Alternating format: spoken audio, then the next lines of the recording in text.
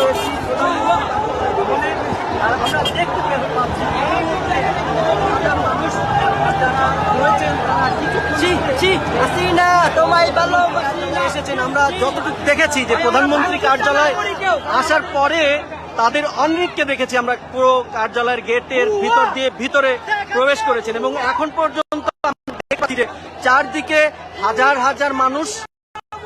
অন্তত ভিতরে ঢুকে গেছেন এবং ঢুকে প্রত্যেক রুমে যাচ্ছেন এবং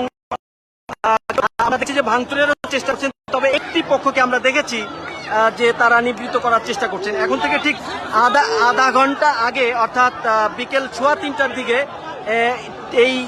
প্রধানমন্ত্রী কার্যালয়ের পাহারায় যারা ছিলেন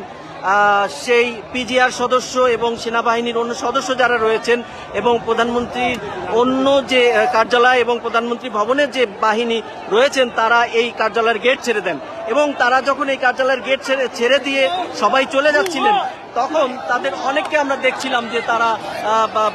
এই কার্যালয় থেকে বের হয়ে যাওয়ার পরে আমরা দেখলাম যে অনেকে এখানে এসেছেন, হাজার হাজার মানুষ এখানে আস্তে আস্তে প্রবেশ করতে শুরু করেছেন এবং আমরা দেখেছি এখানে এসে কেউ কেউ সিজদা অবনত হচ্ছেন, কেউ কেউ লাখো কোটি শুকরিয়া জানাচ্ছেন। আবার আমরা দেখতে পাচ্ছি একটি পক্ষকে আপনি দেখতে পাচ্ছেন যে এরা পতাকা উড়িয়েছে প্রধানমন্ত্রী কার্যালয়ের ঠিক উপরে। তারা তাদের এতদিনকার তাদের ক্ষোভের কথা বলেছেন। এই শিক্ষার্থীদের এই আন্দোলন ঘিরে যে রক্তপাত হয়েছে, এই রক্তপাতের পরে প্রধানমন্ত্রীর দেশ ত্যাগ নিয়ে যে খবর বের হয়েছে সেই বিষয়গুলো নিয়ে তারা কথা বলেছেন।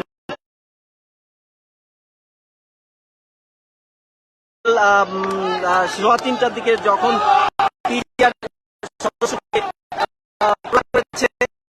এবং এসএসএফ এর সদস্যরা এখান থেকে চলে গিয়েছে, তারপরে আমরা দেখেছি তারা এই জায়গাটিতে যখন এসেছেন তখন তাদের অনুভূতি তারা জানাচ্ছিলেন এবং কিছুক্ষণ প্রথমে আমরা যখন এই জায়গাটিতে